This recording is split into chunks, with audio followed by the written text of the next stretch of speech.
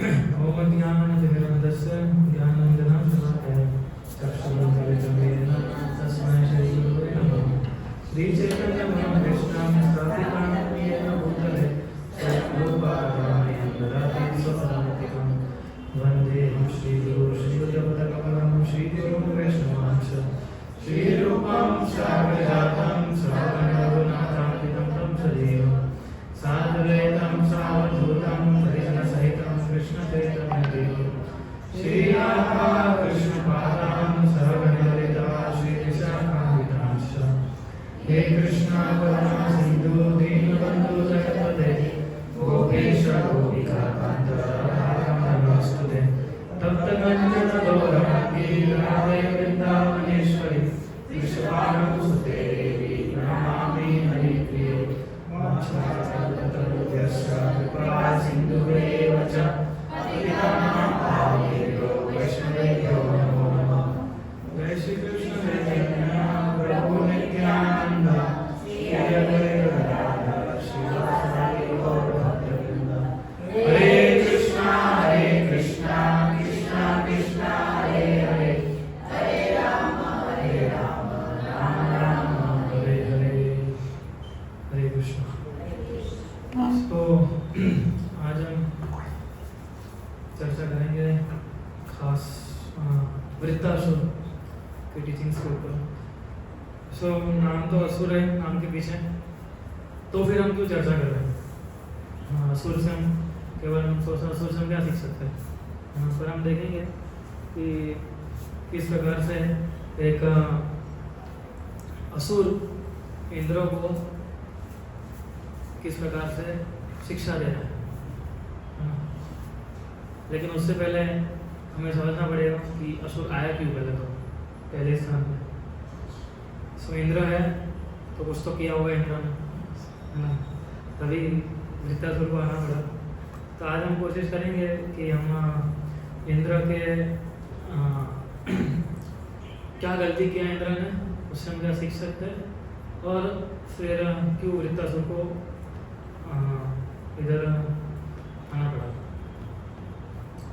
तो जैसे हम जानते हैं कि ये जो सेक्शन है वो श्रीमद् भागवतम के 6ठे स्कंद में आता है। उससे पहले दक्ष प्रजापति के वर्णन है। दक्ष प्रजापति का दूसरा जन्म, यानी पहला तो हमने देखा था शिव और दक्ष प्रजापति का हमने बहुत सबसे पहला नैतिक क्लास लिया था इसका, ठीक है। फिर हमने देखा दक्ष प्रजापति फिर से आया था, फिर उसने नारद मुनि को श्राप दिया था, है ना, कि नारद मुनि सारे बेटे को ब्रह्मचारी बना रहे थे, तो उसको बहुत गुस्सा आ गया, तो उसने श्राप दे दिया नारद मुनि को। उसके बाद दक्ष की जो बेटियां हैं उसका वर्णन आता है, और उसके बाद ये चैप्टर आता है कि जहाँ पर इंद्र जो है अपने जो गुरु हैं बृहस्पति उनका अपराध करता है। तो ये चैप्टर से हमें सिखाया जाता है कि गुरु का अगर हम जो अपराध करते हैं, गुरु अपराध, तो उसके क्या कॉन्सिक्वेंसेस आते हैं। सो ये चीज़ इधर से हम शुरू करेंगे और फिर धीरे धीरे करके हम वृत्तासुर की ओर आगे बढ़ेंगे। सो हुआ ऐसा था कि जैसे हम जानते हैं कि इंद्र स्वर्ग का राजा है, उसके पास हर एक प्रकार की फैसिलिटीज है। तो परीक्षित महाराज ने पूछा सुखदेव गोस्वामी को कि बृहस्पति ने देवताओं को क्यों रिजेक्ट कर दिया, कि देवताओं ने ऐसा कौन सा अपराध किया था उनके गुरु के प्रति जिस कारण से बृहस्पति ने उनका त्याग कर दिया। ये प्रश्न के उत्तर में सुखदेव गोस्वामी बता रहे हैं।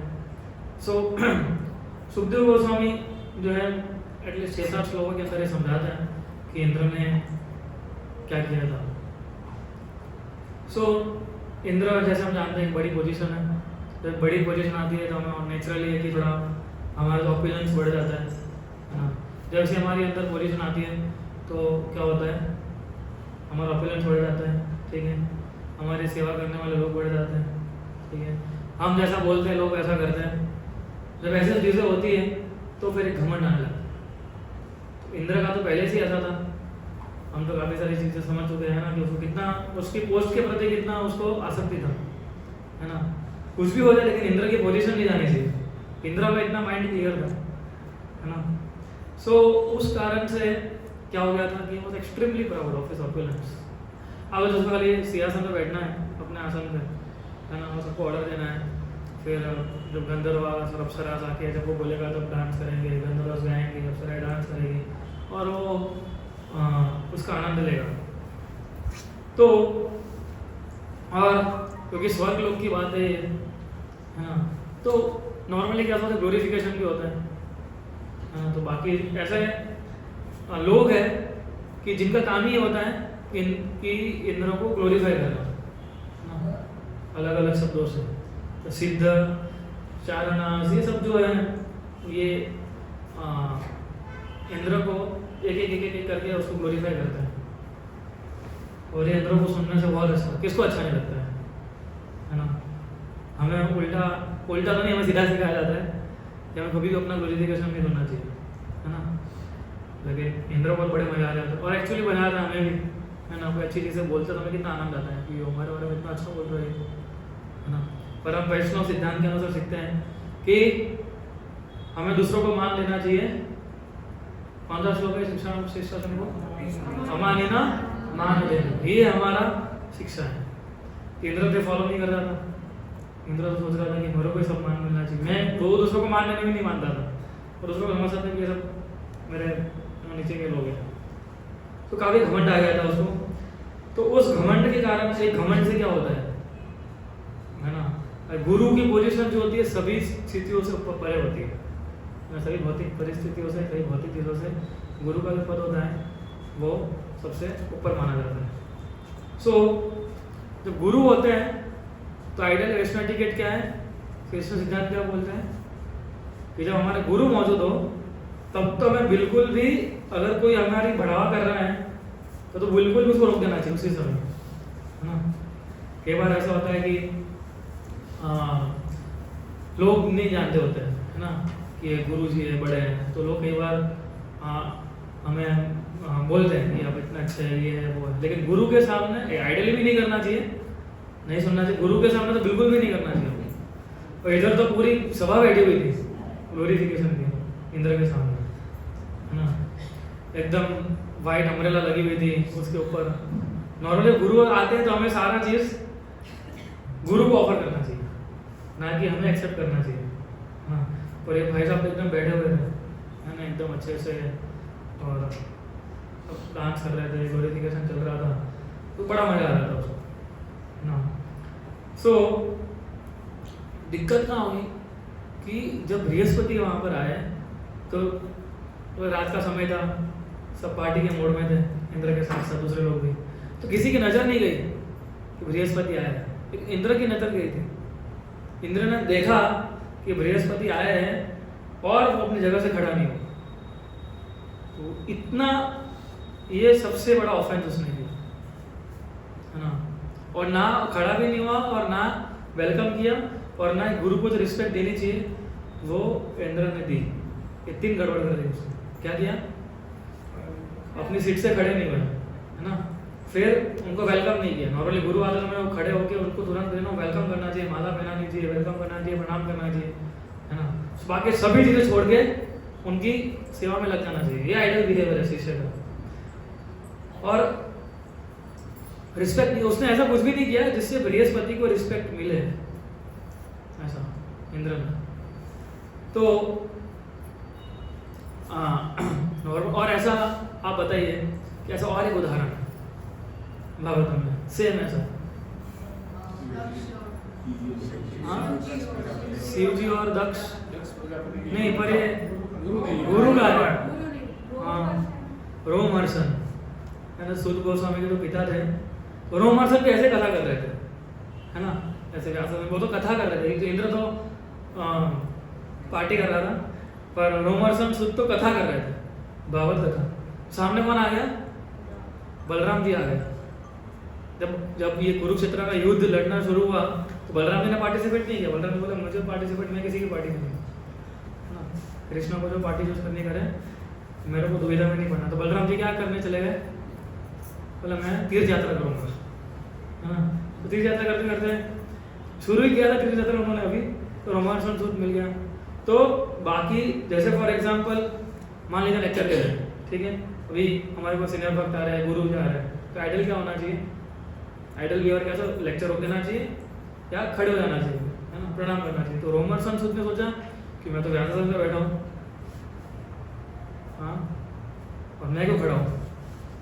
और जिसकी कथा कर रहा है, भागवत कथा ही कर रहा था, जिसकी कथा कर रहा है वो सामने आ गए थे, फिर भी खड़े नहीं हुए, बाकी सब लोग खड़े हो गए अपने आसन से। तो बलराम जी ने क्या किया था, बलराम जी है ना, वो बृहस्पति नहीं थे तो बृहस्पति ने तो जगह छोड़ दिया, बलराम जी ने तो उसका खाली घास का तिनका लिया, वैसे मारा, तो वहीं पर ही उसको हार्ट अटैक आ गया, पता नहीं क्या हुआ था, लेकिन शरीर छोड़ दिया उसने। तो उसी प्रकार से बृहस्पति ने जब ये देखा, और जब बृहस्पति ने क्या देखा, बृहस्पति ने इंद्र का फ्यूचर, कि गुरु जो होता है वो हमारे फ्यूचर को जानते हैं, है ना। बलराम जी ने तो रोमांस को मार दिया, लेकिन बृहस्पति तो ऐसा नहीं कर सकते थे, है ना। तो बृहस्पति ने देखा इंद्र का फ्यूचर क्या है अभी, और उन्होंने देखा कि is puffed up it is material opulence, Shri Madhav, है ना। जब मटेरियल ऑपुलेंस से इतना ऑपुलेंस हो जाता है कि आदमी भूल जाता है ना, कि सही क्या और गलत क्या है। तो बृहस्पति इंद्र को श्राप दे सकते थे उसके इस बिहेवियर के कारण, और वो शिष्य था, तो गुरु का करते हुए ना शिष्य को सिखाना, तो बृहस्पति तुरंत ही उसको शिक्षा दे सकते थे, पर उन्होंने सोचा कि वो साइलेंटली उस असेंबली से निकल गए और अपने वापस घर चले गए, एक शब्द नहीं बोला बृहस्पति ने। तो इसे दोनों चीजें से हम सीख सकते हैं, है ना, कि एक आइडल वैष्णव कैसा बिहेव करता है, वो कुछ बोलता नहीं, वो शांति से अपनी जगह छोड़ के निकल जाता है। और इंद्र से क्या सीखना चाहिए कि जब गुरु आते हैं हमारे सामने, तो हमें गुरु को कैसा, हम क्या कहते हैं मंगला आरती में, साक्षात हरित्व है ना, समस्त साक्षात, गुरु को तो साक्षात हरि के समान समझना चाहिए हमें, है ना। जो भगवान को हम रिस्पेक्ट करें वही रिस्पेक्ट हमें गुरु को देनी चाहिए आइडली, है ना। इधर रिस्पेक्ट तो बहुत दूर की बात, वो खड़े नहीं हो इंद्र। सो ये सारे बहुत इंपॉर्टेंट एटिकेट्स है एक शिष्य के लिए कि गुरु के सामने कैसे बिहेव करना चाहिए, है ना। हम वैष्णव एटिकेट क्लास में भी सीखे थे कि गुरु के सामने कभी भी हमें खुद को ग्लोरीफाई नहीं करना चाहिए, गुरु के सामने हमें जब भी उनकी बातों को काटना नहीं चाहिए, जो बोल रहे हो तो सुनना चाहिए हमें, है ना, चाहे कोई भी बात हो, है ना। तो गुरु जब बोल रहे हैं that means we have to listen it, है ना, कभी आर्गुमेंट नहीं करना चाहिए गुरु के सामने। तो ये सारे सिद्धांत है। सो अब इंद्र भी समझदार तो था ही, है ना, लेकिन कई बार क्या होता है, हम समझदार होते हैं, सब समझ में आता है, लेकिन ऑपुलेंस इतना होता है, माया इतना हैवी हो जाती है कि हम उस एटिकेट्स को भूल जाते हैं। तो जैसे बृहस्पति आए, इंद्र ने देखा बृहस्पति निकल भी गए, फिर इंद्र को रियलाइज हुआ कि उसने अपने गुरु को डिसरिस्पेक्ट किया, और फिर उसने खुद को बहुत कोसा, सभी के सामने कोस रहा था कि मेरे गुरु आ गए और मैं खड़ा नहीं हूँ, और मैं आप सभी के भोजित का सुनता रहा, तो मुझे नहीं करना। उसको फिर बाद में रियलाइज हुआ ऐसा, है ना। तो इंद्र रिग्रेट करने लगा, है ना, असाधु कृतम, कि मैं कैसा असाधु हूँ। तो ये भी एक चीज़ है सीखनी चाहिए, ये थोड़ी अच्छी चीज़ इंद्र से सीखनी चाहिए, है ना, कि चलो गलती तो कर दी, अभी उसके कॉन्सिक्वेंसेस तो उसको शांत को टॉलरेट करने ही पड़ेंगे इंद्र को। और फिर भी उसको रियलाइज हो गया, तो और बोलने लगा कि दभ्र बुद्धि ना, यानी कि मेरी बुद्धि जो थी वो विनाशकाल बुद्धि बोलते हैं ना, ऐसा, और वही उसको याद आ रहा था ऐसा कि मैंने कितना रिग्रेटेबल, है ना, जिसको माफ नहीं किया जा सकता ऐसा कृत्य किया है। क्यों किया है ऐसा? क्योंकि मेरी बुद्धि भ्रष्ट हो चुकी थी। और बुद्धि क्यों भ्रष्ट हुई थी? क्योंकि मुझे ऐश्वर्य मत्ते ना, ऑपुलेंस के कारण मैं इतना घमंडी हो गया था, और उस कारण से मैं अपने गुरु महाराज की रिस्पेक्ट ठीक से नहीं कर पाया। हाँ। फिर तो इस प्रकार से वो कोसने लगा अपने आप को, बहुत दुख हो रहा था उसको भी, इंद्र को भी, सब होने के बाद तुरंत रियलाइज हो गया उसको, बृहस्पति जैसे निकल गए थे। और ऐसा नहीं था कि उसने बृहस्पति को देखा नहीं था, बृहस्पति को देखा और फिर उसने वो स्थान, और जब स्थान छोड़ दिया बृहस्पति जी ने, फिर इंद्र को ये सब रियलाइज होने लगा। वो बोल रहे थे कि what learned person would accept the opulences of the king of heaven. कौन सा व्यक्ति जो है ये ऑपुलेंस रखेगा, जो सॉरी वो सोच रहा था कि मैं स्वर्ग का राजा हूँ, ऐसा कौन सा स्वर्ग का राजा होगा जिसके अंदर ऐसी आसुरम भाव है, ऐसी आसुरिक वृत्ति आ गई। ऐसा तो असुर भी नहीं करता है। असुर बहुत ध्यान रखते हैं उनके गुरु के लिए, है ना, उनको पता है कि सब इधर से आ रहा है ना, तो वो असुर जो है वो बहुत अच्छा रिस्पेक्ट करते हैं अपने गुरु को। सो इसलिए वो इस प्रकार से क्वेश्चन लगा अपने आप को, है ना, कि जो इग्नोरेंट व्यक्ति होते हैं, जिनको कोई अज्ञान लोग होते हैं, अज्ञानी, वो इस प्रकार से लोगों को मिसलीड करते हैं, है ना, उपाथ दृष्टि नाम। सो और जो लोग ऐसे अज्ञानी लोगों का ऊपर श्रद्धा भी रखते हैं, वो भी उनकी तरह नीचे गिरते हैं। तो फिर उसको समझ में आया इंद्र को कि अब मैं बृहस्पति के पास जाऊंगा और उनको प्रणाम ऑफर करूंगा विदाउट डुप्लिसिटी। विदाउट डुप्लिसिटी बहुत इंपॉर्टेंट। निश्चता, डुप्लिसिटी का मतलब क्या होता है? कुटीपन, ना, बोलना कुछ और, करना कुछ और, बातें घुमाना, इसको डुप्लिसिटी बोलते हैं। तो इंद्र ने सोचा कि अब मैं मेरे गुरु को प्रणाम करूंगा विदाउट डुप्लिसिटी और मैं उनको संतुष्ट करूंगा। अभी अपराध तो कर दिया, वो तो समय, जैसे हम बोलते समय बलवान होता है, एक बार समय चला जाता है, जो गलती हमने कर दी उसको वापस तो समय में पीछे जाके उसको वापस तो हम नहीं कर सकते, ठीक है ना। तो इंद्र वही सोच रहा था कि कैसे करें, है ना। तो इंद्र जब तक ये सोच रहा तब तक तो बृहस्पति निकल चुके थे, है ना। और फिर इंद्र ढूंढने लगा बृहस्पति को, तो बृहस्पति मिल नहीं रहे थे, है ना। लेकिन और सारी हेल्प भी दिया उसने, है ना, जो उसकी पुलिस थी, CID थी, CBI थी, सबकी हेल्प लिया इंद्र ने, है ना, कि सब लोग ढूंढो बृहस्पति कहाँ चले गए, बृहस्पति मिल ही नहीं रहा था। और बृहस्पति को ढूंढ रहे थे तब तक अपराध हो गया था। जैसे गुरु का अपराध होता है तो क्या होता है, हमारी सारी शक्ति चली जाती है। अभी जो भी हमारी आध्यात्मिक शक्ति है, जो भी हम कुछ कर पा रहे हो, किसी कृपा से, गुरु की कृपा से। जैसे हमने गुरु का अपराध कर दिया, समझे कि सारी शक्ति जो है वो एक ही सेकंड में चली जाएगी, है ना। अर्जुन भी देखिए आप, अर्जुन कुरुक्षेत्र के युद्ध में से इतने सारे द्रोणाचार्य, भीष्माचार्य, ऐसे बड़े बड़े योद्धाओं के साथ लड़ चुका था, है ना। और द्वारका के पास जब आया अर्जुन, तो जो चोर लुटेरे थे उनके सामने हार गया।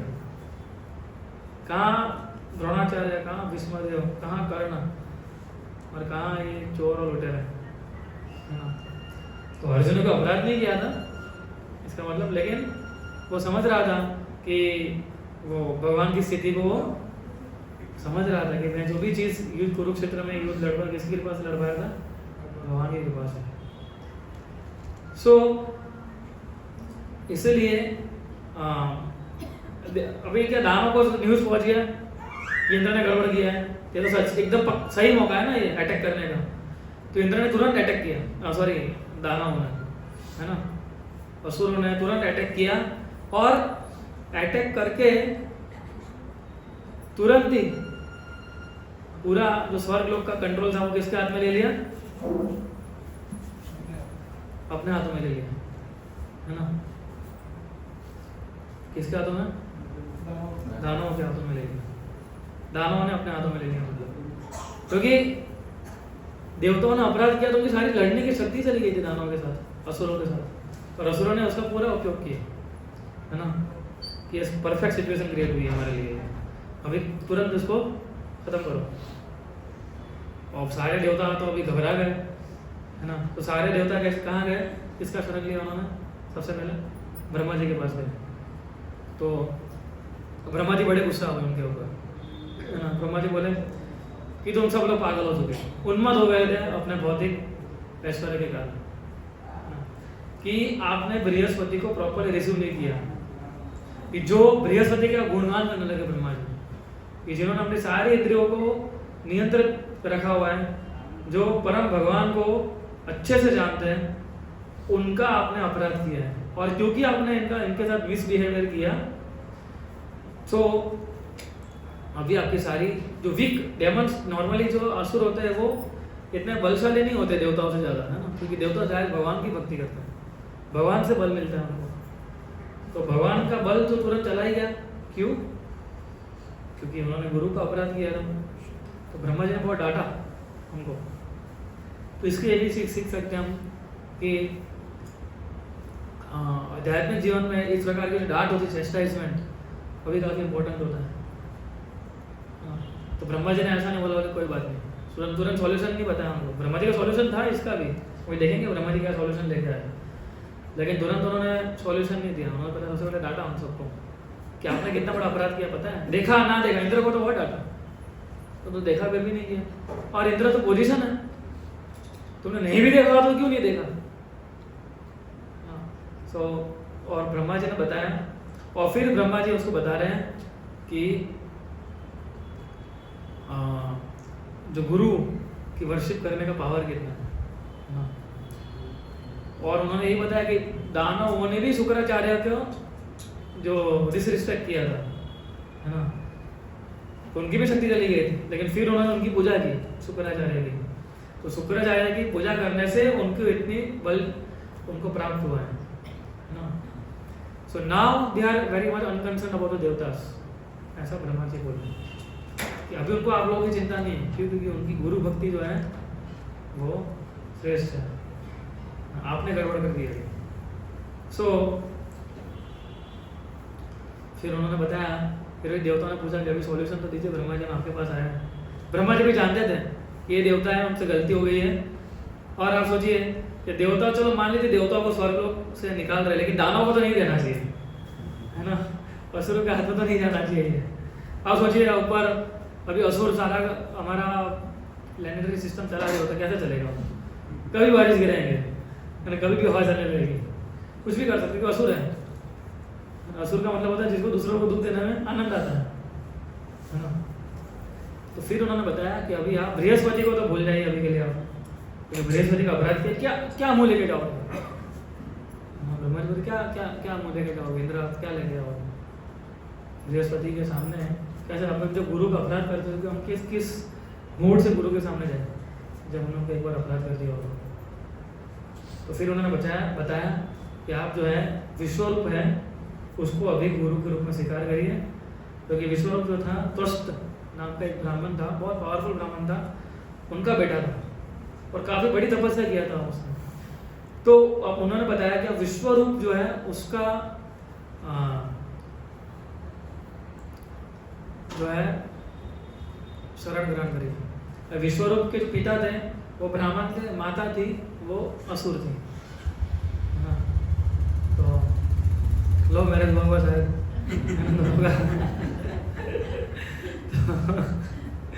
तो त्वष्ट जो विश्वरूप था उसका थोड़ा इंक्लिनेशन था दानों के प्रति, क्योंकि मम्मी के साइड में था ना, तो नॉर्मली मम्मी के साइड में ज़्यादा इंक्लिनेशन होता है हमारा, है ना। तो उसका थोड़ा इंक्लिनेशन इधर भी था, थोड़ा इधर भी था। तो ब्रह्मा जी ने पहले ही बोल दिया था कि प्रोवाइडेड जो दानों के प्रति उसका इंक्लिनेशन है उसका टॉलरेट करो, है ना।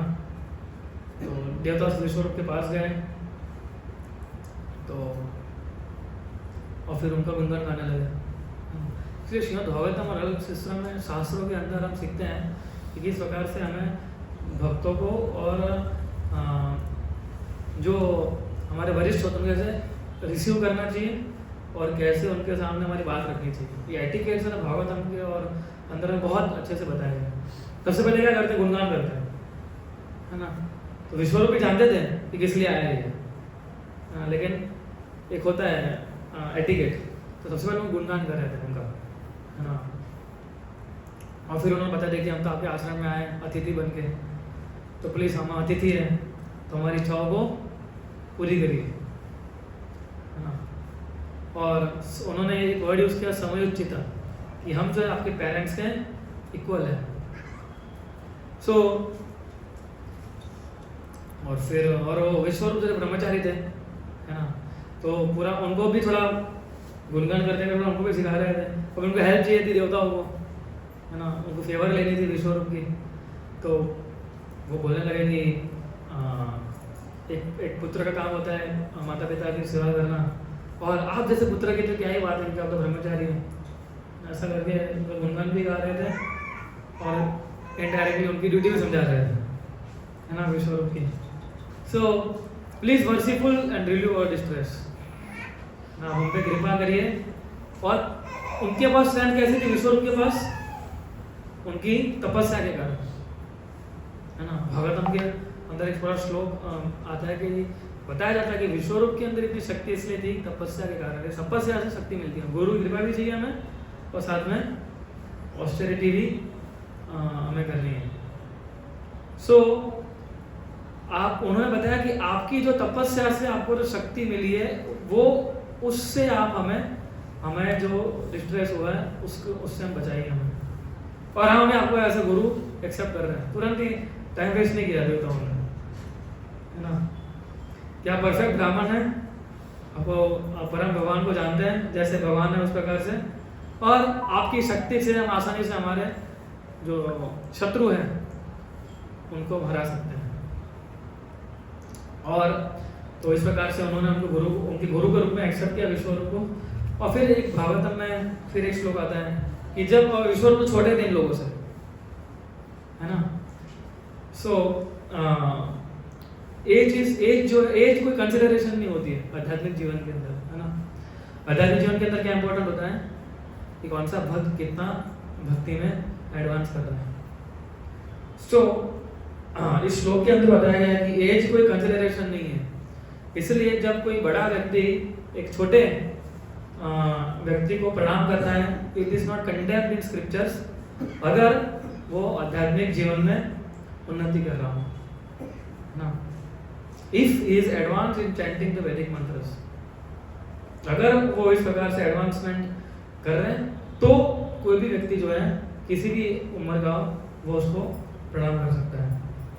तो विश्वरूप काफी प्रसन्न हुए ये सब उनको देख के, और फिर उन्होंने बताया कि फिर वो अग्री हो गए देवताओं की बातों से, है ना। और देखिए वो ब्रह्मचारी थे, उनको पता था कि जैसे मैं यज्ञ करूंगा इनको बचाने के लिए। अभी जब हम कुछ इस प्रकार से यज्ञ करते हैं, कुछ करते हैं ब्राह्मण, तो थोड़ा उनको ब्राह्मणिकल पावर भी लूज होने लगता है। जो तपस्या करके जो इकट्ठा किया होता है ना, अगर वो उसको इस्तेमाल करेंगे उस पावर को, तो पावर क्या होता है, थोड़ा उसकी इंटेंसिटी कम होने लगेगी, है ना।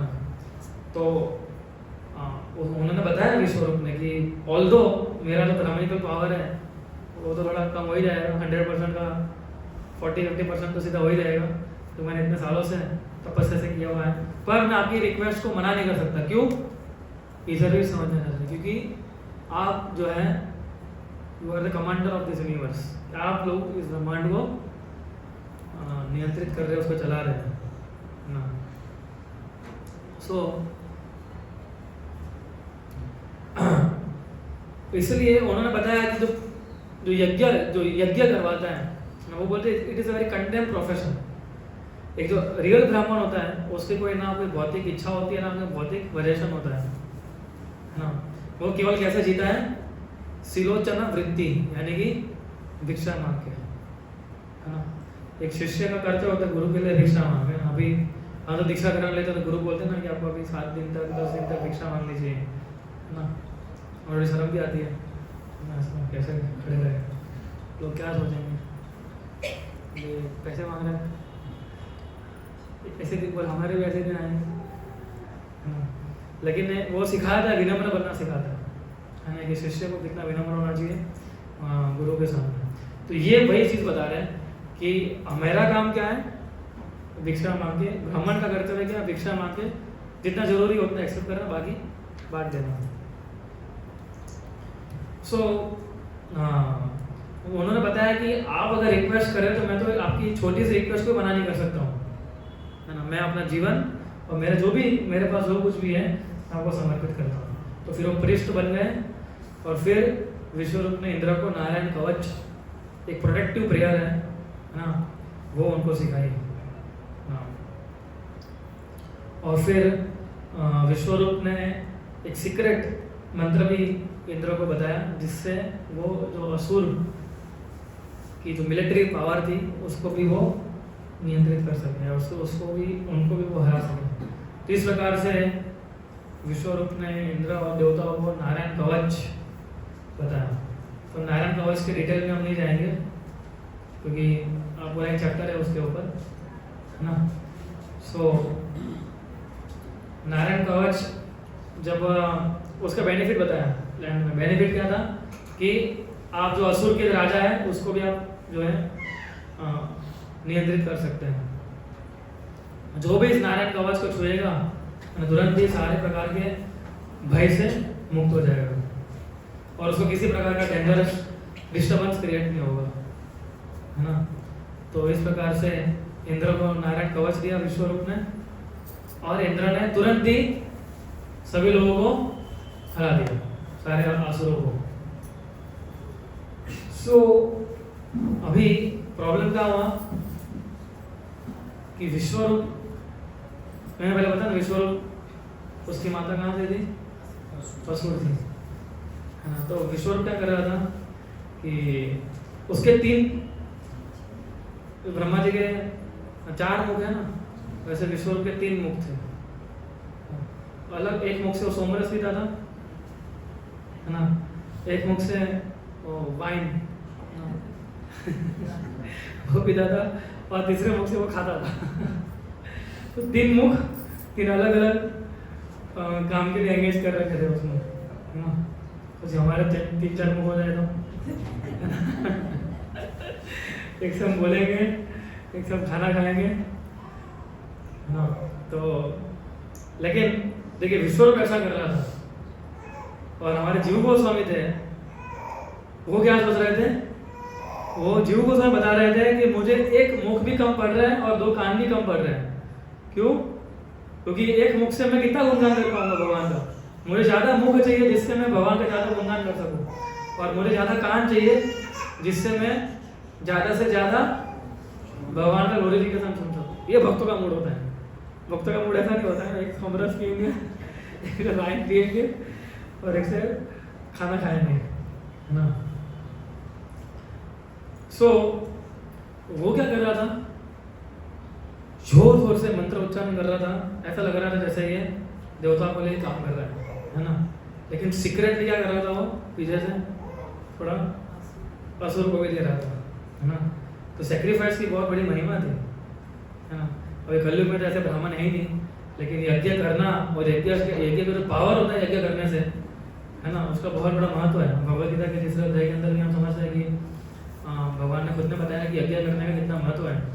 यज्ञ करने से बारिश आती है, सारी चीज यज्ञ करने से ही, है ना, डील है हमारे बीच में और देवताओं के बीच में, है ना। हम अब यज्ञ करेंगे, उसका फल उनको मिलेगा, और सामने रिटर्न में हमें हवा, पानी, सूर्य ये सब देंगे हम। तो इधर ये क्या कर रहा था विश्वरूप? एक साइड से देवताओं को भी दे रहा था, और पीछे सुक्के से वो सीक्रेटली थोड़ी थोड़ी ऑफरिंग जो थी, ऑब्लेशंस जो आहुति होती है, वो किसको दे रहा था? दानव को भी दे रहा था। तो इंद्र को पता चल गया ये, हाँ। तो जब इंद्र को पता चला कि चीटिंग कर रहा है ना, तो काफी डर भी गया और गुस्सा भी आया। और इंद्र ने गुस्सा में क्या किया? उसके 3 सर धड़ से अलग कर दिया एक ही सेकंड में, हाँ। सो अभी वो था ब्राह्मण। एक तो इंद्र ने सबसे पहले अपराध किया था अपने गुरु का फिर दूसरा अपराध कर दिया उसे ब्राह्मण का सर धड़ से अलग करके। भले ही वो अभी देखिए कि उसका थोड़ा अफेक्शन था दानों के प्रति, क्योंकि वो सोच रहा कि मेरे मम्मी के साइड वाले हैं, है ना, मम्मी को बुरा लग जाएगा, तो हम उनको भी दे देते। अभी यज्ञ करने बैठे ही है ना, साथ साथ में दोनों को, देवताओं को थोड़ा ज़्यादा करेंगे, इनको थोड़ा तो दे दूँ मैं, है ना, मेरी मम्मी के साइड के हैं, बुरा नहीं लगना चाहिए। तो उस प्रकार उसने ऐसा सोचा था। इंद्र को बड़ा गुस्सा, उसने बोला कि तो इन लोगों ने हमका धावा बोल दिया था, मेरा पोजीशन ले लिया, और ऊपर से इसको हमने हायर किया है हमारे काम के लिए, और दूसरे की सेवा कर रहे हैं वो। तो बहुत बड़ा गुस्सा है इंद्र को, तुरंत उसने धड़ से अलग कर दिया। तो इंद्र को फिर से पता चला गड़बड़ कर दी तो लेकिन इंद्र अभी ब्राह्मण का वध करना ये तो पाप है ना। ब्राह्मण और गाय को मारना, ब्राह्मण को वध करना, ये तो सबसे बड़ा पाप माना जाता है। इंद्र समझ गया कि गड़बड़ हो गया फिर से अभी, है ना। तो इंद्र को न्यूट्रलाइज, उसने अपने सिंफुल रिएक्शन को न्यूट्रलाइज करने के लिए वो सारे सिंफुल रिएक्शन थे उसको एक्सेप्ट किए कि ब्राह्मण को मारने से जो भी पाप मुझे लगेगा उसको मैं एक्सेप्ट करता हूँ। तो 1 साल पूरा उसने सफ़र किया पापों के कारण, और फिर खुद को प्योरीफाई करने के लिए ये जो पाप के रिएक्शन थे उसको उसने डिस्ट्रीब्यूट किए, जो पाप उसको मिले हुए थे उसको बांटे। तो ऑप्शन हमारे लिए नहीं है ना, भी मत सोचना कि मैं ही पाप करूंगा और मैं थोड़ा पाप बांटूंगा, है ना। पत्नी को बोलेंगे थोड़ा 50% दे रहा, बच्चे बोलेंगे 20% दे रहा, मम्मी को पापा को बोलेंगे आप 25% आप दोनों बांट दो, है ना। इस प्रकार से हम बांट देंगे, तो हमारे साथ पॉसिबल नहीं है। तो इंद्र ऐसा कर सकता था, 1 साल पूरा ऑलरेडी सहन किया उस रिएक्शन को, और फिर क्योंकि 1 साल पूरा इंद्र ने टॉलरेट किया सिंफुल रिएक्शन को, तो थोड़ा कम हो गया, है ना, रिपेंटेंस के कारण। रिपेंटेंस की बहुत इंपॉर्टेंट एक चीज़ है जो हमें आध्यात्मिक जीवन में लाने की कोशिश करते हैं। रिपेंटेंस का मतलब क्या होता है कि दुख होना, पाश्चाताप, है ना, कि मैंने कहा ऐसी बड़ी गलती कर दी, ये होना बहुत जरूरी है एक प्रकार से। केवल हमें लगता है कि कर दिया तो कर दिया, क्या फर्क पड़ रहा है, मैं सही था वो गलत है। लेकिन वैष्णव बिहेवियर में, वैष्णव टिकट में हम ऐसा नहीं कर सकते, है ना। हम सही भी हो तो भी हमारा काम है माफ़ी मांगना, है ना। सो अभी इंद्र ने सोचा 1 साल तो बहुत हो गया, है ना, इतना तो मैंने सफ़र किया, अभी थोड़ा बांट देता है ना। तो खुद को प्योरीफाई करने के लिए, क्योंकि 5 तत्व हैं, कौन से धरती, आकाश, जल, वायु और अग्नि। तो 5 तत्व जो है वो सारे तत्व इंद्र के शरीर में इम्प्योर हो चुके थे उसके सिंपल रिएक्शन के कारण। तो उसने ये उसके जो पाप में रिएक्शन जो थे इन चारों में बांट दिए। खाली आकाश में नहीं बांट सकता था, आकाश होता है, वो कहाँ बांटने जाएगा। सो इंद्र ने डिस्ट्रीब्यूट किया 4 लोगों को, पृथ्वी को, पेड़ को, स्त्री को और जल को। 4 चीज़ों को इंद्र ने अपने सिंपल रिएक्शन दिए, तो उनके साथ में डील हुई। पृथ्वी ने थोड़ा पार्ट लिया उसके पाप का। पृथ्वी ने बताया कि मैं आपका पाप लूंगी, उसके बदले में क्या चाहिए कि जो भी खड्डे पड़ेंगे धरती में वो सारे खड्डे जो ऑटोमेटिकली फिलअप हो जाने चाहिए, है ना।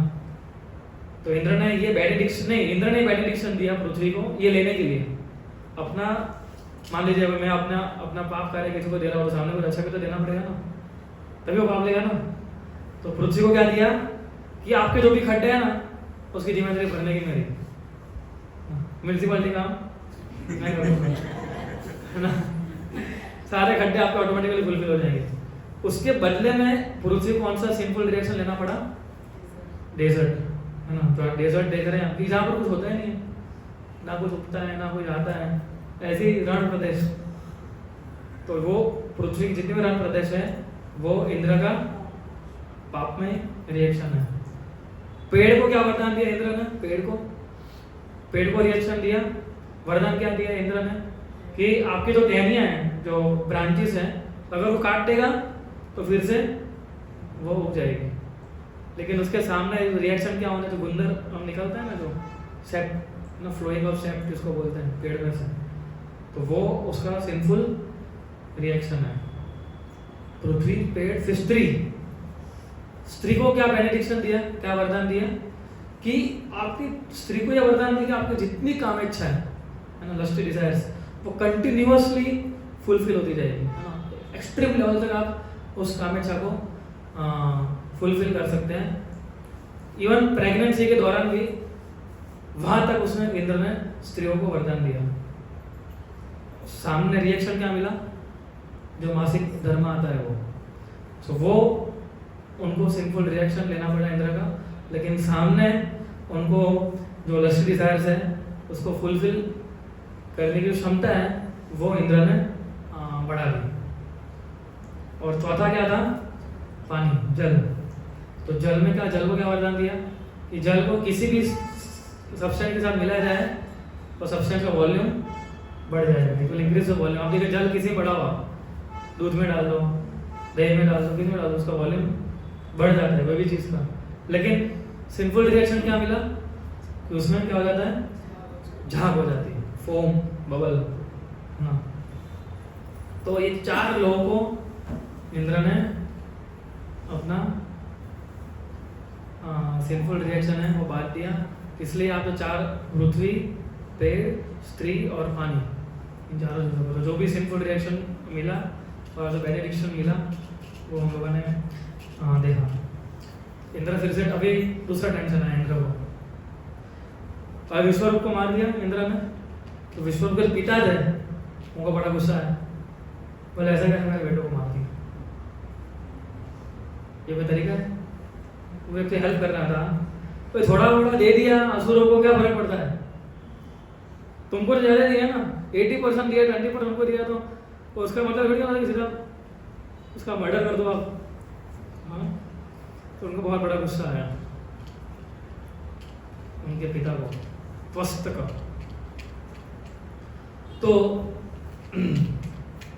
एक्चुअली हम जब आप देखिए कि ये सारे यज्ञ करने में और पायस काम करने में सारे प्रॉब्लम आते हैं, है ना?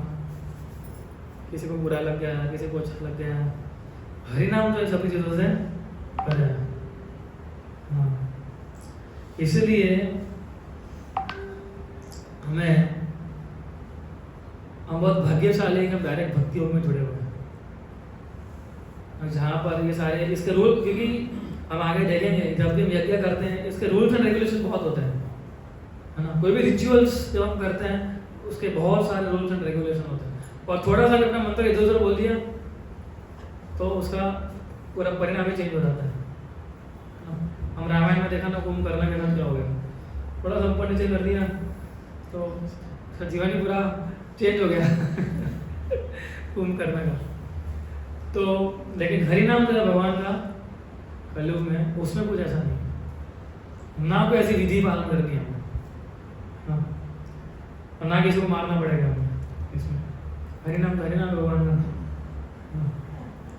सो इसलिए जो उनके पिता थे त्वस्त, उसने बड़ा यज्ञ किया, किसको मारने के लिए? इंद्र को मारने के लिए। सो वो जब वो कर रहे थे यज्ञ तो मिस प्रोनाउंसिएशन हो गया, थोड़ा गलती हो गया बोलने में उनसे। उन्होंने उनको एक मंत्र बड़ा छोटा बोलना था ना, कि मेरा जो एनिमी है, मेरा जो अभी इंद्र उनका एनिमी बन गया था ना, शत्रु बन गया, तो मेरे शत्रु का विनाश हो जाए, है ना? लेकिन उसने मंत्र अलग तरीके से गलती से ये पैसा पढ़ लिया कि जो इंद्र का जो एनिमी हो उसकी शक्ति बढ़ जाए, है ना? तो शत्रु वर्ड बोलने में ऊपर नीचे कर दिया उसने। और यज्ञ में तो कैसे एक बार तो निकल गया, वापस नहीं ले सकते आप देखिए इधर हम कर सकते हैं, एक बार मैंने मान लीजिए हम कुछ बोल दिया, फिर हम वापस ऐसे हो, वो तो निकल गया, तो फिर वापस ले रहा मैं काम करूँ, वापस ले रहा हूँ, तो बोल जाओ तो आपने बोला जो मैंने बोला हो, अभी वापस नया सुनिए, वैसा तो हो नहीं सकता, और यज्ञ में तो बिल्कुल नहीं चलेगा ऐसे ना। तो बहुत बड़ा गड़बड़ हो गया इनसे। तो यज्ञ तो उसने आहुति डाल दी, जैसी आहुति डाली तो उसमें से बहुत बड़ा असुर उत्पन्न हुआ, एकदम लंबा काला, है ना, तांबे जैसे उसके बाल थे, बड़ी बड़ी लकड़ी थी, लाल आंखें थी, त्रिशूल था उसके हाथ में। तो फोटो रखा था ना हम लोगों ने, पता नहीं कहाँ से ढूंढा हमारे पास, सही ढूंढा है ना? तो देखो कितना बड़ा असुर है वो, और तांडव करने लगा, तेज था, जोर जोर से बोलने लगा, पूरा भूकंप आ गया पूरी पृथ्वी में, है ना? और जैसे बड़ा मुंह जितना बड़ा कर रहा था, ऐसा लग रहा था कि वो पूरे आसमान को, पूरे स्काई को खा जाएगा, इतना बड़ा उसका मुंह रहा था। ऐसा लग रहा था जैसे अपने जीवा से जो तारे थे, स्टार्स, उसको वो चाट रहा है ना, और पूरे ब्रह्मांड को खा रहा है। इतना विशाल काय ये राक्षस उन्होंने उत्पन्न कर दिया। जैसे ही ये उत्पन्न हुआ सब लोग इधर उधर भागने लगे, इतना बड़ा राक्षस किसी ने देखा ही नहीं था, है ना। तो बस भी सोच रहा हो इतना बड़ा कहाँ से उत्पन्न हो गया ये, लेकिन उसको समझ में तो आ ही गया था कि मैंने गड़बड़ तो कर दी है अभी, है ना। तो इसलिए वृत्त नाम उसका इसलिए हुआ क्योंकि डरावना तो था ही वो, और उसके जितने भी ग्रह थे ब्रह्मांड में, उन सारे ब्रह्मांड के ग्रहों को उसने कवर कर लिया था, इतना बड़ा था राक्षस। वृत्त यानी कि जो सभी चीजों को कवर कर सकता है ना। तो देवता समझ गया कि अपने लिए इसको बुलाया गया है। देवता पूरा उन्होंने अपनी शरीर शक्ति लगा दी, है ना। लेकिन इंद्र जो वृत्तासुर को देख कैसा लग रहा था, जैसे मैं उसको सोई चुभ रहा हूँ ऐसा लग रहा था उसको, बोले क्या ये सब, जैसे फेंक रहा था वो, है ना, तीर कमान ये सब कुछ, और आधे जापन तो खा रहा था ना, बोले और दो। सो अभी देवता समझ गए कि ये हमारी कैपेसिटी से बाहर है ना। इंद्र भी समझ गया कि एक प्रॉब्लम सॉल्व करने के लिए दूसरा प्रॉब्लम क्रिएट कर दिया, एक तो भी सॉल्व नहीं हुआ था, मान उसको अपनी पोजीशन वापस मिली थी और फिर से गड़बड़ कर दी। और वो भी 1 साल तपस्या करने के बाद, 1 साल तपस्या किया, अपने पापों को 4 लोगों में बांट दिया, है ना। उसके बाद वो भी सोच रहा होगा कि हाँ क्या नया नया हर बार हो आता रहता है। सो ही वॉज स्ट्रक। अभी देवता काफी डिसअपॉइंट हो गए। तो देवताओं में एक चीज़ बहुत बड़ी अच्छी होती है कि जब भी उनको लगता है कि उनके अंदर शक्ति नहीं है, वो हार रहे हैं या उनका बल जा रहा है, किसका शरण लेते थे? भगवान का। तो उनको पता था कि अभी हमारे हाथ में शक्ति नहीं है, अभी किसके पास आना पड़ेगा? परमात्मा भगवान के पास आना पड़ेगा, क्योंकि वही हमें बता सकते हैं। तो भक्तों का भी ऐसा होना चाहिए। सो आइडियली देवता में यही सिखा रहे हैं, हमें ये भी राह नहीं देखनी चाहिए हमारी सारी शक्ति एकदम चली जाए और उसके बाद भगवान का शरण ग्रहण। हमें ये सबसे अर्जुन के जैसा बनना चाहिए। अर्जुन ने जब दुविधा में था कि लड़ना है कि नहीं लड़ना है, तो उससे पहले ही अर्जुन ने भगवान की शरण ग्रहण कर लिया। और फिर देखिए उनका अर्जुन का जीवन किस प्रकार से बिताया उसने। तो इसलिए फिर देवता गए भगवान के पास और भगवान से प्रार्थना करने लगे। तो प्रार्थना कर रहे थे कि भगवान के सामने कौन डरता है? इवन टाइम फियर्स, मृत्यु भी भगवान से डरती है। सारे जो एलिमेंट्स है, जो पंच धातु है, वो सारे कैसे कंट्रोल में है? हमारे देवता के कंट्रोल में है। लेकिन फिर भी हम देवता समय से डरते हैं, क्योंकि समय हमारे नियंत्रण में नहीं है, वो डायरेक्ट भगवान के नियंत्रण में है। Let us take shelter of the lord whom even time fears। तो समय जो है किसके हाथों में? भगवान। देव हम जानते हैं कि देवता का भी लाइफ स्पैन होता है ना। एक समय के बाद वो देवता किस लिए बनते हैं? क्योंकि उन्होंने बहुत पायस काम किए होते हैं। अभी तो अगर हम भी पायस काम करेंगे तो हम भी देवता बनेंगे, लेकिन देवता बनने के बाद वो पायस कार्य जब समाप्त हो जाएंगे हमारे, तो हमें भी नीचे आना होता है। तो इस प्रकार से वो भगवान का गुणगान कर रहे थे कि भगवान अविस्मिता, कि भगवान के लिए ऐसा कभी नहीं होता है कि अचानक आ गया, है ना। हमारे ऐसा होता है कई बार कोई प्रॉब्लम अचानक आ जाती है, कोई भी चीज़ अच्छी चीज़ें भी अचानक आ जाती है, लेकिन भगवान के लिए कुछ अचानक नहीं होता है, because he is fully satisfied in his own spiritual perfection. वो समय है, प्रशांत स्टेडी है भगवान, है ना। और वैसा बता रहे थे कि वो व्यक्ति मूर्ख है जो समझ रहा है कि मैं बिना भगवान की शरण लिए मैं इस भौतिक संसार को पार कर पाऊंगा। अगर ऐसा कोई व्यक्ति सोचता है तो व्यक्ति सबसे बड़ा मूर्ख है। स्वलंगु लेना, मतलब वो ऐसा इतना बोल रहे हैं कि अगर कोई व्यक्ति ऐसा सोचता है कि वो कुत्ते की पूंछ पकड़ के इस भौतिक संसार को पार कर देगा, वहां तक के शब्द यूज किए देवताओं ने। घबराए हुए थे ना वो वृत्तासुर भी थे, इतना बड़ा राक्षस भी ध्यान, उन्होंने देखा भी नहीं था और ना उनसे कंट्रोल में आ रहा था वो। और फिर वो भगवान को ग्लोरीफाई करते करते याद कराने लगे, देखो भगवान ने हमें कहाँ कहाँ बचाया है पहले भी, है ना। इतना भी ग्लोरीफाई किया कि मत्स्य अवतार से बताया भगवान ने हमें, है ना। ब्रह्मा जी को जब एक सृष्टि का सर्जन ब्रह्मा जी कर रहे थे, तब भी भगवान ने उनको बचाया, उनको इंटेलिजेंस दिया कैसे सर्जन करना है। तो make the lord visible to us, हम उनको देख नहीं पा रहे हैं और भगवान ने अपनी माया से बनाया हुआ है, लेकिन अगर उनकी कृपा होगी तो हम उनको उनके दर्शन कर पाएंगे। और वो बता रहे थे कि भगवान अलग अलग स्वरूप में प्रकट हुए हुए हैं, है ना, नरसिम्हा, वरा, मत्स्य, कूर्मा, राम, कृष्ण, इस प्रकार से सब कुछ बोल रहे थे। और हम अभी उनको अप्रोच कर रहे हैं, हम उनकी शरण ग्रहण करने आए हैं कि जो भक्तों की शरण स्वीकार करते हैं, वो जो शेल्टर ऑफ डिवोटीज, आत्मा देवतम, परम, प्रधानम, इस प्रकार से बड़े बड़े शब्द देवता भगवान के गुणगान करने में लगा रहे थे। इस प्रकार से जब भगवान ने उनके गुणगान सुने, देवता के अंदर भले कितनी भी कमियां थी, भले कितने गड़बड़ कर रहे थे, एक चीज उनकी बहुत परफेक्ट थी, वो क्या था कि भगवान के प्रति शरणागति। वो ये के प्रकार में कुछ भी गड़बड़ करेंगे ना, अल्टीमेटली तो भगवान की शरण ग्रहण करने से ही वो, यानी भगवान की इच्छा पूरी करने के लिए वो कार्य करते थे। लेकिन पोस्ट पूरी इतनी बड़ी हुआ करती थी कि कई बार उसमें उन्मत्त हो जाते थे, है ना। इसलिए हम पोस्ट पोजीशन जब हमें मिलती है उसको ठीक से संभालना बहुत मुश्किल है। आपने कंपनी में अगर आप बड़े मैनेजर पोजीशन में या प्रेसिडेंट वाइस प्रेसिडेंट है तो कितना घमंड आ जाता है। हम इस भौतिक ब्रह्मा जी के सामने तो हम कीड़ी मकोड़े भी नहीं है ना। और इस किसी कंपनी में अगर हम अच्छी पोजीशन पे आ जाए, हमें लगता है देखो मैं इस कंपनी का ये हूँ, है ना, मैं इस कंपनी का CEO हूँ, मैं इस कंपनी का MD हूँ, मैं इस कंपनी का बोर्ड ऑफ डायरेक्टर हूँ, है ना। तो हमें ऐसा घमंड आने लगता है।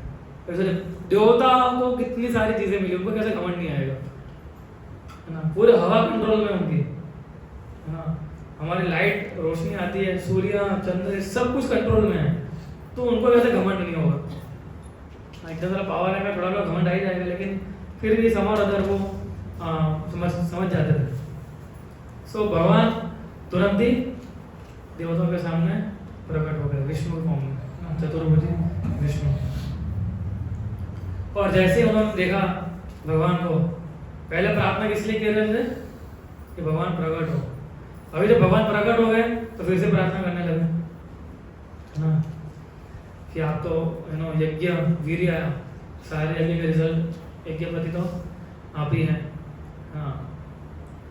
आप अष्ट चक्र है, आप चक्र से सारे असुरों का वध करते हैं और आपके सुपूर्व होता है, आपके अनेक अनेक अनेक नाम है आपकी लीलाएं से, आपकी लीलाओं के माध्यम से, है ना। भगवान वो सोच रहे थे, भगवान वो उनको ऐसा लग रहा था कि हम इतने गुणगान गा रहे हैं भगवान के, तो शायद भगवान ऐसा सोच सकते हैं कृष्ण क्या कि तुम इतना अच्छा मुझे बोल रहे हो, है ना, तो तुम व्हाई यू वांट टेम्पररी स्वर्ग, आपको वैकुंठ क्यों नहीं चाहिए। शायद भगवान ऐसा सोच रहे होंगे। तो फिर वो बोले कि देखिए हम देवता फिर गुणगान करते करते बोले हम वैकुंठ को नहीं समझ पाते हैं, है ना। क्योंकि हम आपकी क्रिएशन के बाद में आए हैं, है ना, आप सभी चीजों के नियंता है, हम तो आपके बाद में आए, इसलिए हम वैकुंठ को समझ नहीं पाते हैं, है ना। इसलिए वो भगवान को अलग अलग नाम से उनका गुणगान करने लगे।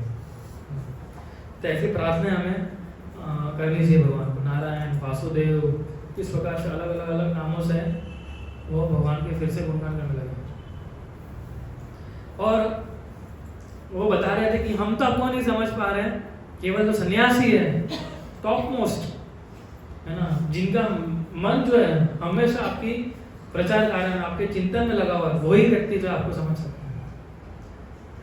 Only top most sannyasi can realise who as a wander preaching Krishna consciousness with minds fully absorbed through bhakti होगा। जिनके मन पूर्ण तरीके से एब्जॉर्ब्ड आपकी सेवा करने में, वही व्यक्ति केवल आपको जान सकता है, हम नहीं जान सकते आपको, हाँ, जब उनके हृदय के अंदर अंधकार अज्ञानता चली जाती है, फिर वो आपके ट्रांसेंडेंटल दिव्य जो ब्लिस है आपका आनंद को वो अनुभूति कर सकते हैं। इसलिए डिवोटीज जो है वो असली आनंद की अनुभूति करते हैं ना।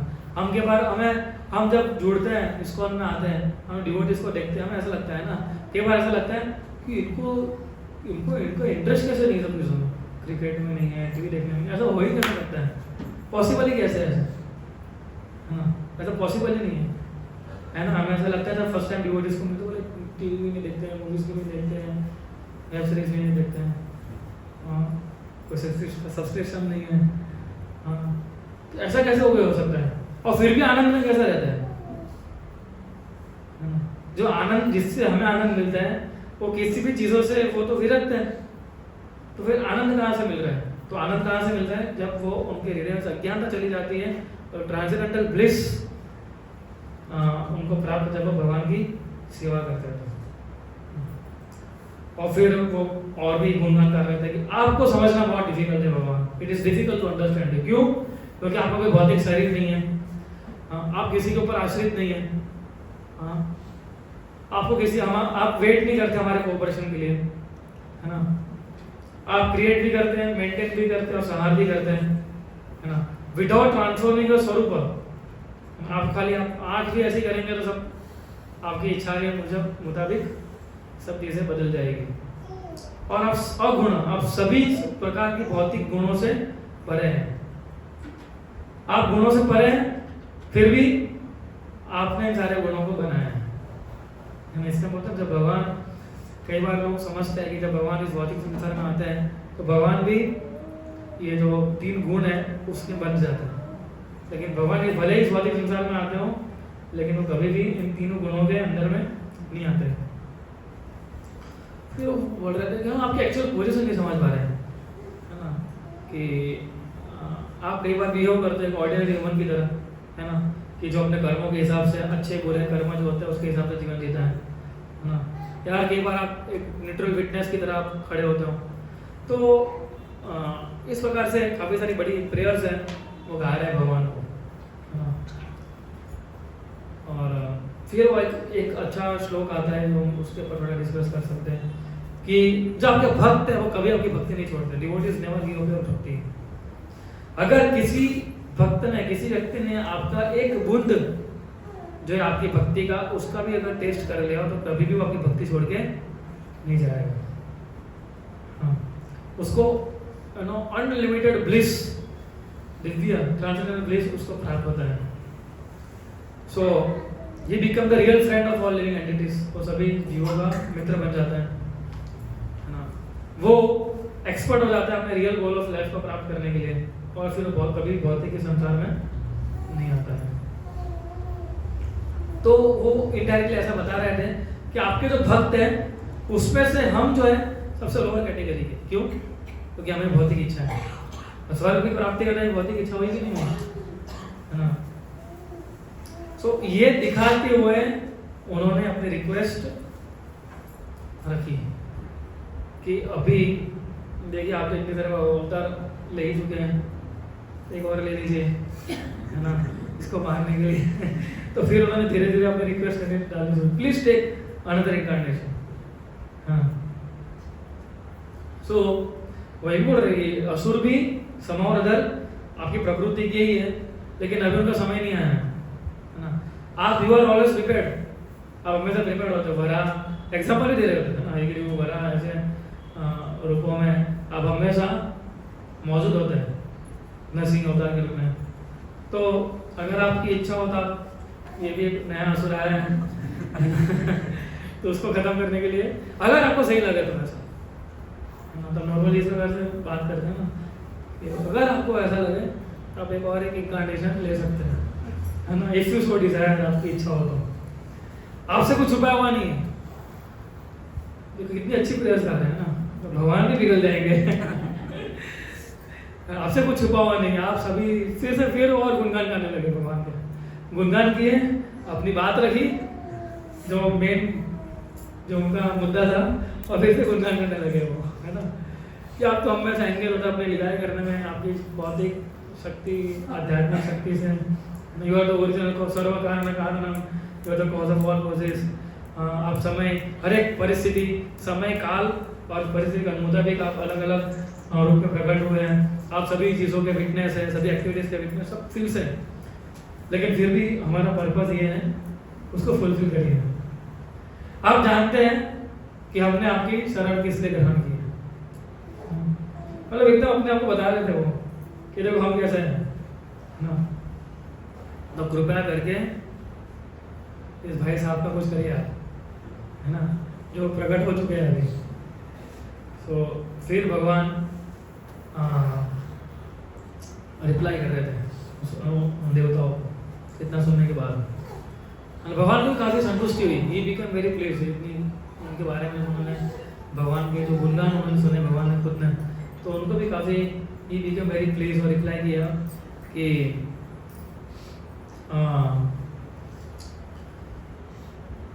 भगवान ने उनको बताया कि योर प्रेयर्स, आपकी जो प्रार्थना है, जो प्रयास किया आपने, that is full of knowledge, पूरी ज्ञान से भरी हुई है ना। लेकिन भगवान अंदर अंदर यही भी सोच रहे थे कि कितनी अनफॉर्चुनेट सिचुएशन है आप लोगों की, इतना सारा ज्ञान है, इतनी सारी अच्छे अच्छे शब्दों से आप मेरी प्रार्थनाएं कर रहे हो, लेकिन आउट ऑफ फुलिशनेस, मूर्खता के वश में आके आप भक्ति नहीं मांग रहे हो, है ना। ऐसा भगवान इनडायरेक्टली उनको बोल रहे थे कि आपकी प्रार्थना पूरी ज्ञान पूर्वक है ना, एकदम सब स्टेप बाय स्टेप एकदम परफेक्टली आप लोगों ने पूरा मीटिंग करके प्लान करके, है ना, हर एक व्यक्ति जिसको जो बोलना है इस प्रकार से बोल रहा है, लेकिन भक्ति नहीं मांग रहा है कोई। अभी सोचे वही भक्ति हमें मिली है, तो हम देवताओं से भाग्यशाली हुए कि नहीं हुए, है ना। लेकिन फिर हम सोचते हैं कि हमारा भाग्य कैसा है।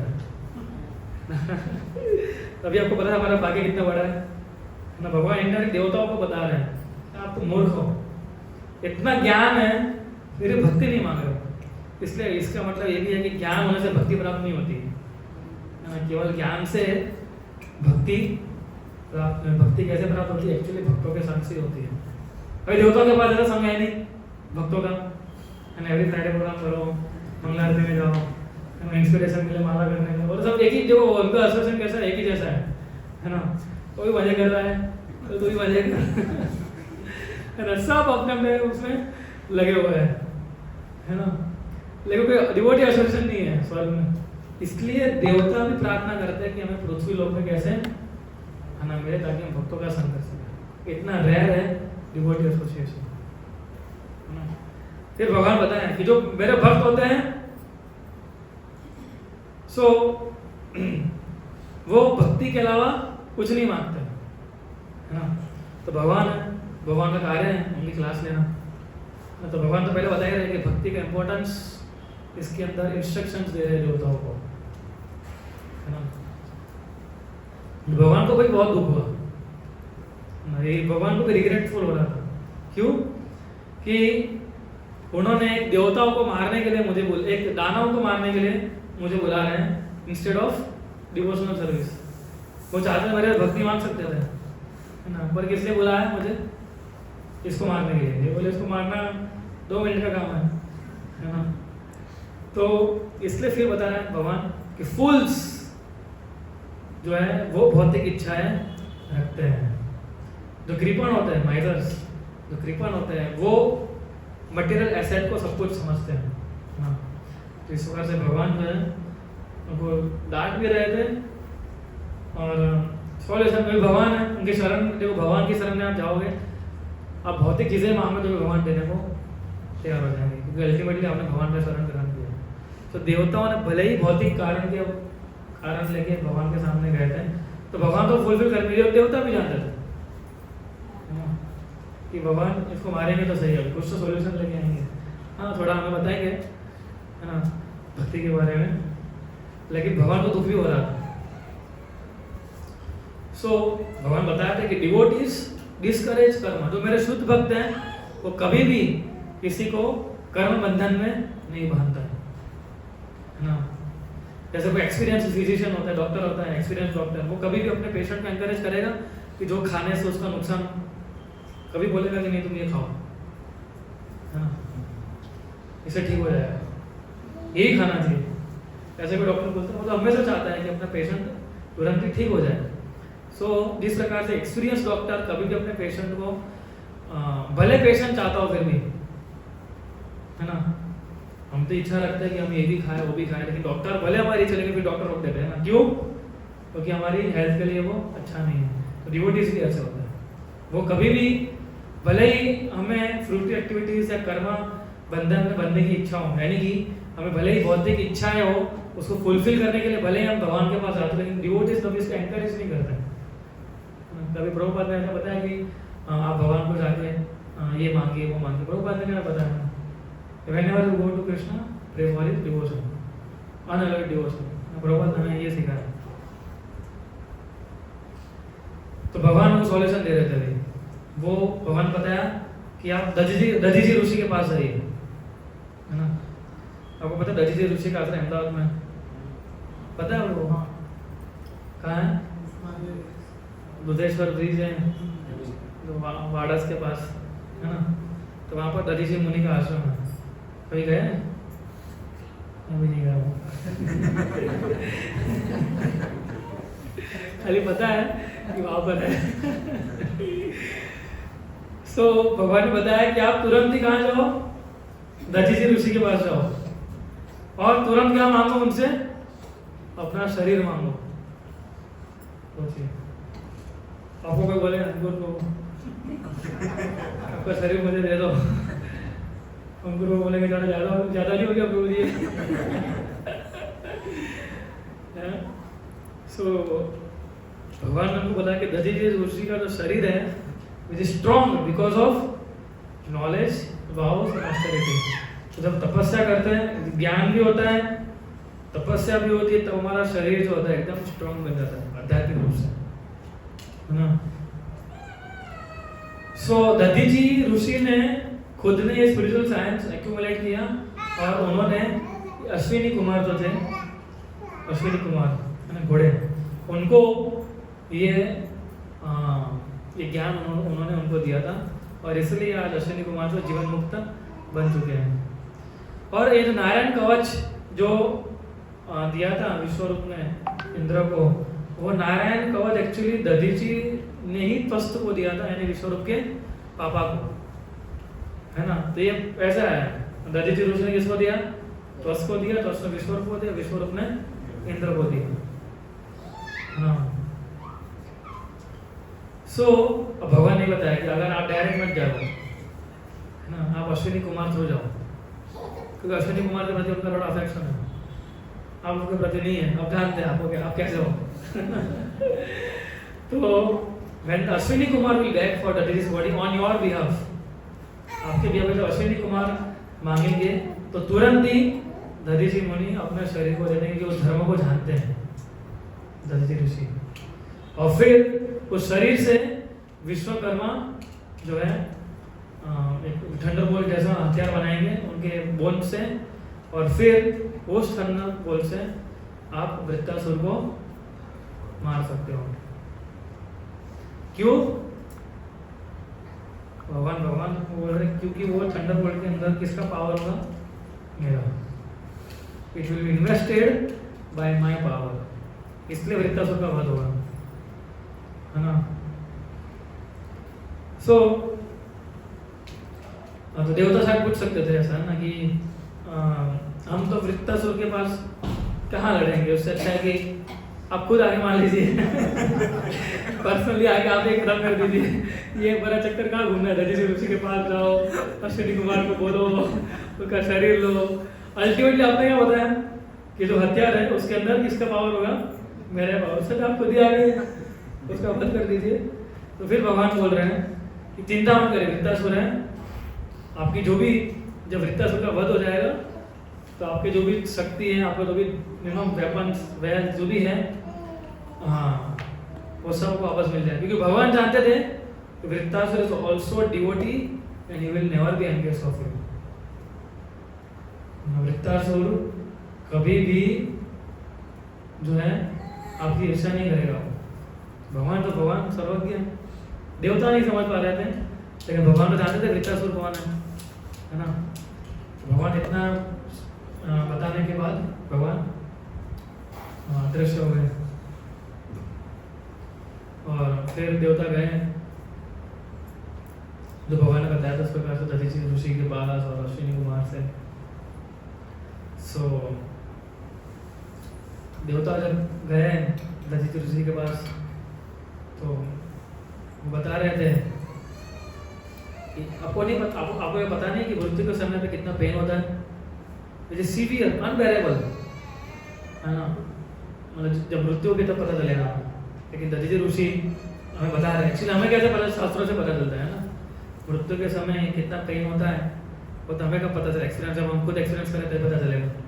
लेकिन शास्त्रों के आधार से हम समझ सकते हैं कि किस प्रकार का पेन होता है। और फिर वो बताया कि सबसे ज्यादा प्रिय किसी का क्या होता है, अपना शरीर होता है ना। एक बार धन भी चला जाएगा तो चलेगा, मकान भी चला जाएगा तो भी चलेगा, लेकिन शरीर हम किसी को नहीं देते। शरीर के साथ हम कभी कॉम्प्रोमाइज नहीं करते, है ना। हम कितना ध्यान रखते हैं शरीर का, क्योंकि शरीर जो है हमें सबसे प्रिय है, हर एक जीव को प्रिय होता है। और we struggle to keep it for ever, है ना। Everyone tries to protect it, जो भी साधन है उसे प्रोटेक्ट करने की कोशिश करते हैं वो। तो दधीचि ऋषि बता रहे थे कि ऐसे शरीर को कौन त्याग करेगा, अगर भले भगवान विष्णु खुद बोल दे।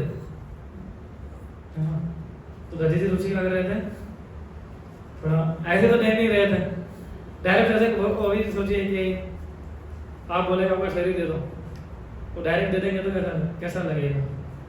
तो इंस्ट्रक्शन भी देना चाहते थे दधीचि ऋषि देवताओं को, है ना। शायद यही बोल सकते देवताओं में किसी एक को, बोले अगर मैं तुम्हारा शरीर तुम दोगे तो आप मेरे से शरीर मांगने आए हो, अगर आप में से किसी को मैं बोलूं कि मेरी रक्षा करने के लिए मुझे आपका शरीर चाहिए, तो कोई देगा? कोई नहीं देगा। हम किडनी नहीं देते हैं तो शरीर कहाँ से देंगे, है ना। सो देवता भी बहुत बोलने में तो एक्सपर्ट थे सारे, है ना। सो वो बताए कि आप जैसे करुणामय साधु पुरुष के लिए इतना डिफिकल्ट नहीं है ना, क्योंकि आप साधु हैं, आपके अंदर करुणा भरी हुई है। What is difficult to give up for compassion people like you. आपके जैसे करुणामय व्यक्ति के लिए ये तो कुछ भी नहीं है शरीर, है ना। तो जो सेल्फिश लोग होते हैं, सेल्फिश पीपल, वो नहीं जानते हैं कि दूसरों का दर्द कैसा होता है। Selfish don't know the pain of others, है ना। सो जैसे एक गरीब, मान लीजिए कोई बेगर भिखारी होता है, ठीक है ना, और एक अमीर होता है, तो दोनों के एक दूसरे के दुख को समझ पाएंगे? कभी नहीं समझ पाएंगे, है ना। सो ऐसा इतना बोला उन्होंने, तो दधीचि मुनि ने आंसर दिया कि धर्म की बात तो आप लोग नहीं करो तो ये अच्छा है।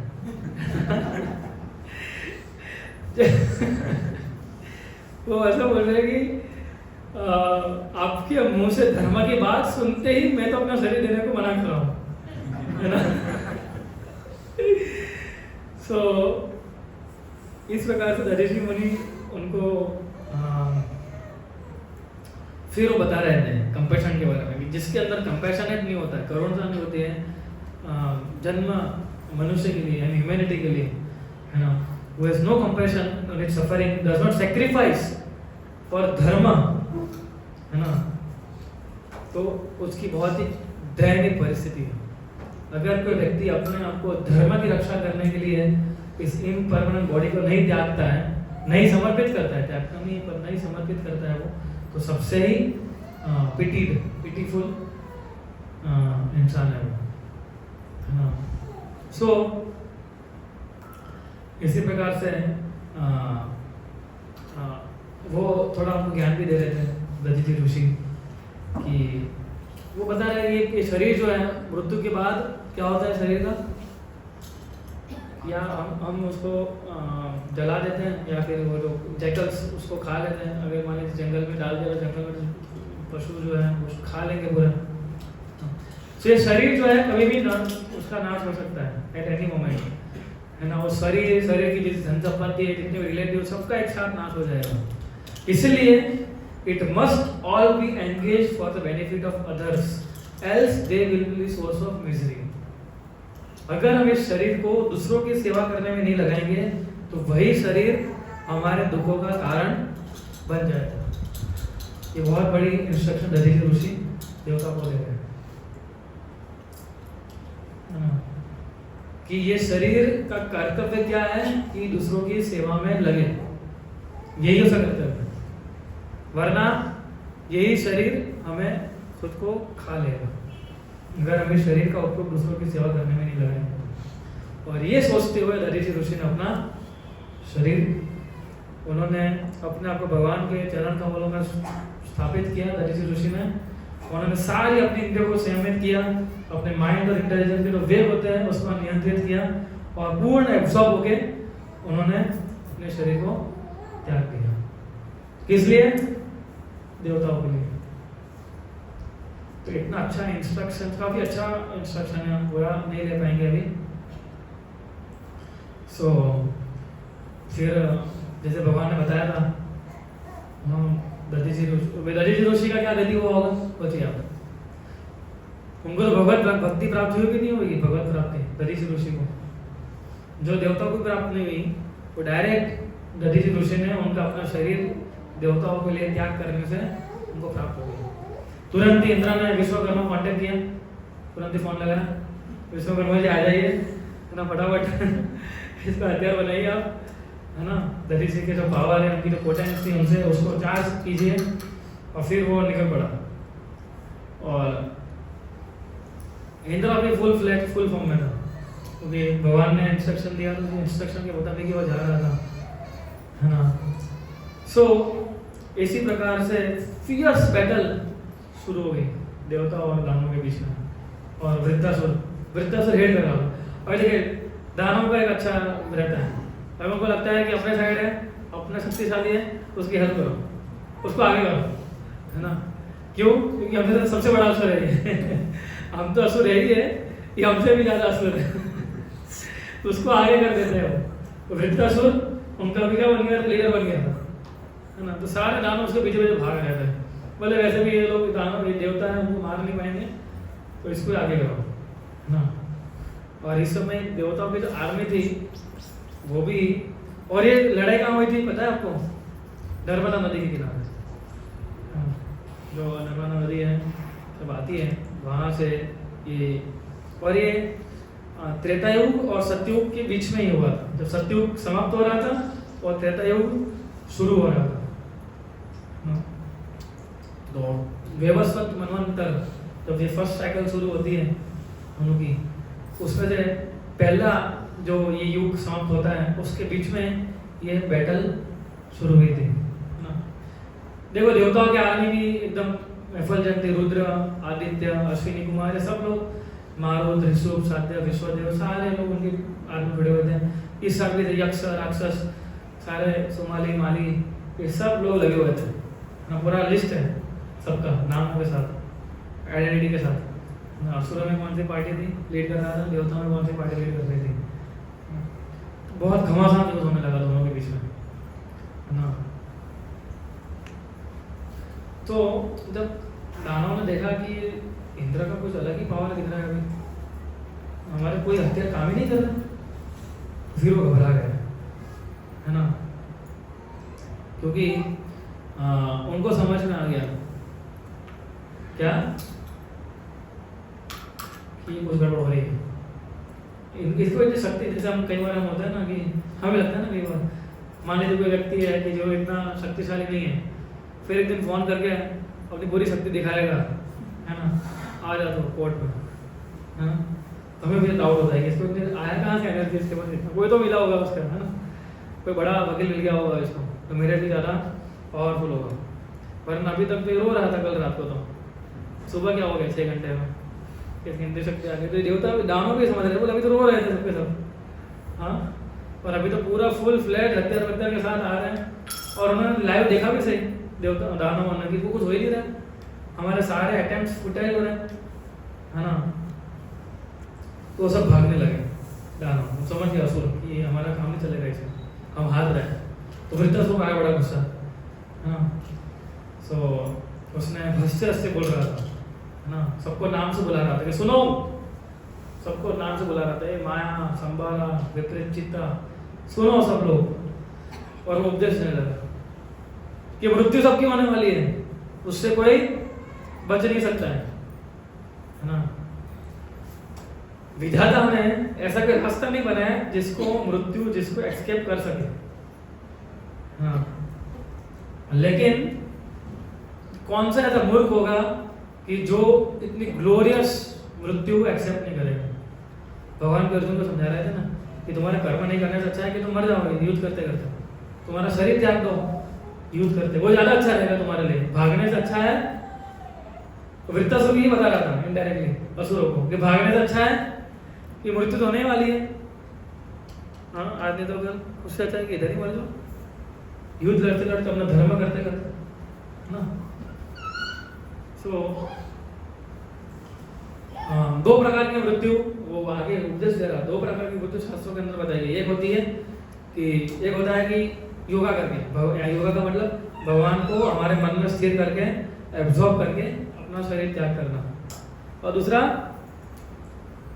कहाँ डाइंग इन द बैटलफील्ड है ना, लीडिंग द आर्मी, पीठ नहीं दिखाना, ये तो ये एकदम ग्लोरियस डेथ मानी गई है इस प्रकार से। और फिर हम नेक्स्ट फ्राइडे चर्चा करेंगे तो वृत्तासुर की जो डिवाइन क्वालिटीज है उसके ऊपर है ना। और वृत्तासुर क्यों बना, अभी तक कहानी हो गया ना पीछे,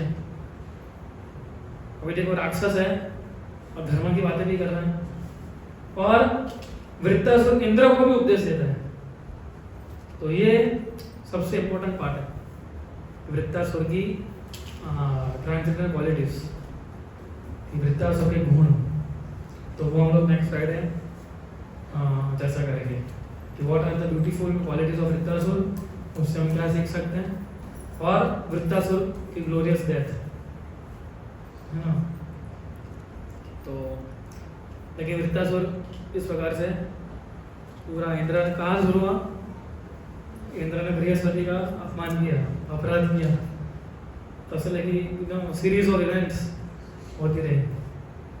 और फिर हम देखेंगे कल नहीं नेक्स्ट फ्राइडे कि वृत्तासुर कौन सा था, अपने पूर्व जन्म में क्या था, क्या अपराध किया था उसने, और फिर उसको ये असुर का शरीर ग्रहण करना पड़ा। ठीक है, सो हम इधर एंड करते हैं। अच्छा एक और बहुत अच्छा अनाउंसमेंट है कि मैं प्रश्न पूछूं उससे पहले कि ये संडे को हमने लास्ट संडे प्रेम विलास में करते हैं, हमने श्लोकास के ऊपर क्लास लिया था है ना, लेकिन हम समय इतना नहीं मिल पाया था हमें, तो हम पूरा नहीं कर पाए थे उसको है ना ठीक से।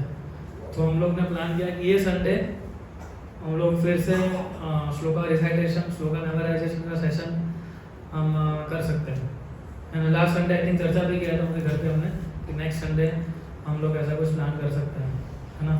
तो काफ़ी इम्पोर्टेंट चीज़ है ये ना, क्योंकि हमारा मन कैसे नियंत्रित होता है, श्लोका से नियंत्रित, या उसको भक्ति में सेवा में लगाना है मन को, तो मंत्र से ही होता है।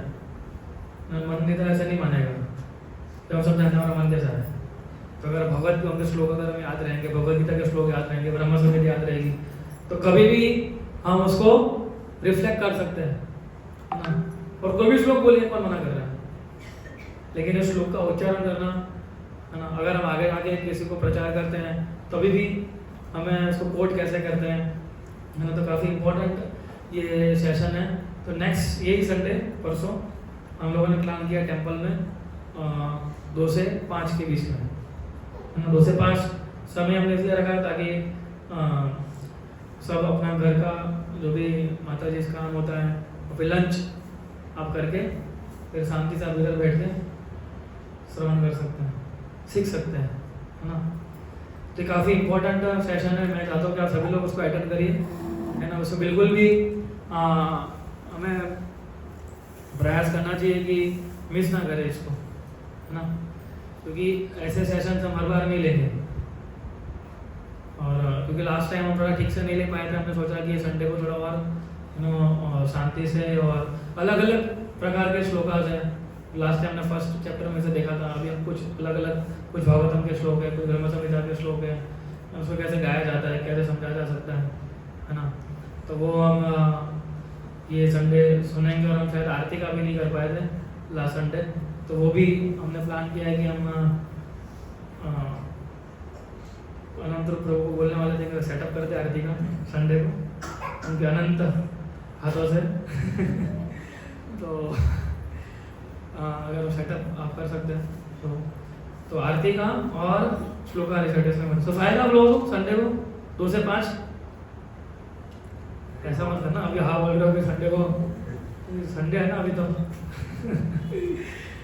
तो आप सभी लोग प्लीज़ पार्टिसिपेट करिए। हम लोग फर्स्ट फ्लोर पे करेंगे प्रभुपाद भवन, है ना। तो आप सभी लोग प्रयास करिए कि उससे पार्टिसिपेट हो सके, क्योंकि ये समझना आपको लास्ट टाइम अच्छा लगा था ना। ये हम पूरे फर्स्ट चैप्टर के श्लोक हमने रिसाइट भी किए थे, उसमें समझे भी थे, और कभी कभी सीखने ही मिला होगा, बट किसी को समझ में नहीं आ रहा था, है ना। फिर म है ना, कैसे इतना एकदम प्रोनाउंसिएशन एकदम परफेक्ट होना चाहिए हमारा, तो श्लोक हम जब रिसाइट करते हैं तो वो भी पढ़ना एक कला है, वो कला हम समझेंगे ये संडे को, है ना। तो आप सभी लोगों से रिक्वेस्ट है कि प्लीज़ आइए, है ना। और अच्छा टाइम आई थिंक आएगा ना समय आप लोगों को 2 से 5 आप सब अपना जो भी चोर्स है घर के ऑफिस के सब खत्म करके फिर आराम से आप आइए, है ना। और लास्ट टाइम प्रेम जी आपने बहुत अच्छे से एक्सपर्टली वो एक्सप्लेन करते हैं ना, उनका बहुत अच्छा इसमें पकड़ है श्लोकास में, है ना। उनका प्रोनाउंसिएशन एकदम क्लियर है और वो सही तरीके से श्लोक को समझते भी हैं और उसका उच्चारण भी स्पष्ट रूप से करते हैं। तो ये बहुत ही अच्छा मौका है हमें सीखने का, ठीक है। तो नेक्स्ट संडे में मिलेंगे। अभी कुछ प्रश्नों तो पूछिए, एक प्रश्न ले सकते हैं, 10 हो चुके हैं तो 3 सिचुएशन है। पहली जो हमने आपने जो बताया कि बलराम जी ने अपने शिष्यों को मार दिया घास के तरीके से। बलराम जी का शिष्य तो नहीं था वो, गुरु की जैसे बात चल रही थी। हाँ, वो बलराम जी आदि गुरु है हमारे, सारे गुरु के स्रोत कौन है? बलराम जी, ठीक है। तो रोमार्सन का शिष्य नहीं था पर वो भगवान थे, तो रोमार्सन जानता था कि भगवान है। जब स्वयं भगवान आ जाएंगे, आदि गुरु है बलराम जी, तो उनको खड़ा होना ही पड़ेगा। सेकंड सिचुएशन है कि अभी जो हमें इंद्रदेव की जो हमने किससे इंद्रदेव वाली हाँ कि बृहस्पति मुनि बृहस्पति वो नाराज हो गए वहाँ से और चले गए। तीसरी हम देखते हैं अभी जो हमने मतलब अभी हम काफ़ी बार हमने सुनी है कि हिज होलीनेस गोपाल कृष्ण गोस्वामी महाराज कहते हैं कि मतलब उनके शिष्य ने उन्हें ये बात बताई कि मेरे से अपराध हो रहा है, कि मैं आपका अपराध कर रहा हूँ मन ही मन में, तो उन्होंने मना कर दिया, मैं खुद वैष्णव ही नहीं हूँ तो ये अपराध होगा ही नहीं। तो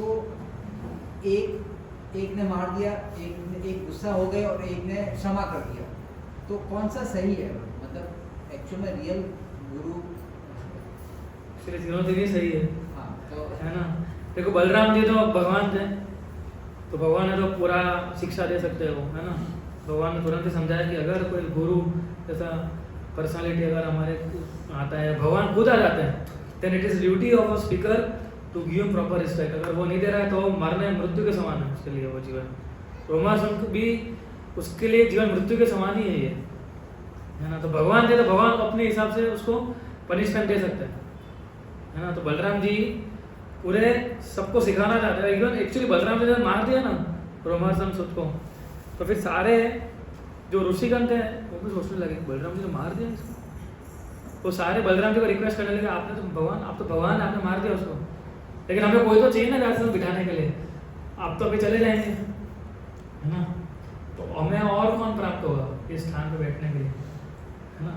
तो भगवान है, भगवान ने अपने हिसाब से उसको सिखाया। हाँ, जब बृहस्पति का उदाहरण है तो वो भी एक वैष्णव क्वालिटी गिन सकते हैं उसको, है ना, कि उन्होंने कुछ बोले नहीं, वो बोल सकते थे, है ना, इंद्र को। श्लोक भी है कि instead of giving curse to Indra he left the place.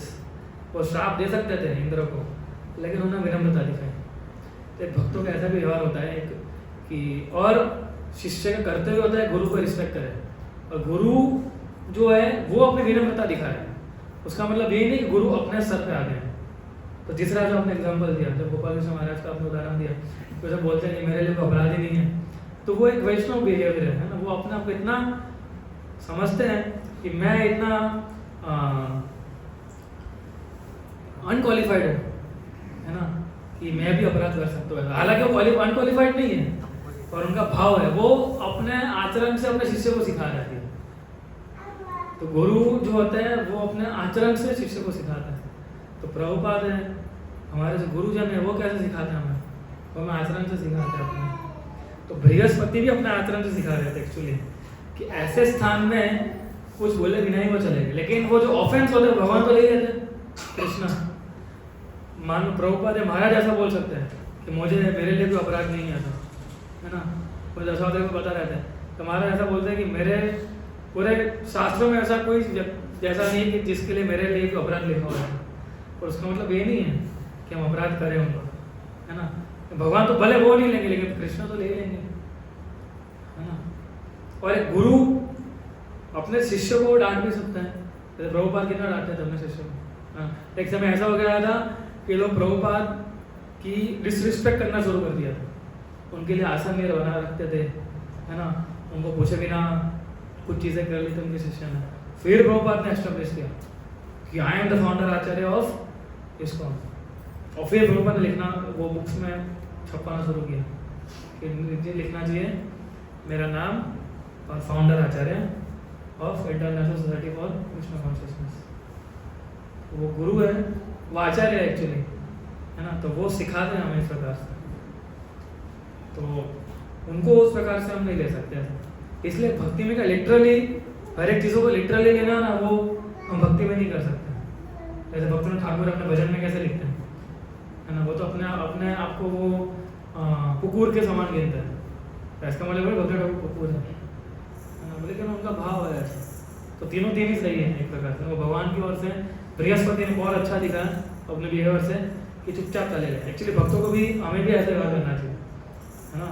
अगर हमें लगता है कि ऐसा कुछ ज़्यादा बहसबाजी करने से अच्छा है स्थान छोड़ के चले जाएं। और प्रभुपाद और महाराज ने और भी विनम्रता सिखाई हमें, हमारे आचार्यों ने, इंक्लूडिंग भक्ति सिद्धांत ठाकुर, भक्तिनाथ ठाकुर, प्रभुपाद और हमारे जो गुरुजन है विनय सब ने। ठीक है, ठीक है, तो मैं एंड कर सकते हैं। 21:50 हो गई अभी, 9:50। ग्रंथराज में भागवतम की, प्रभुपाद की।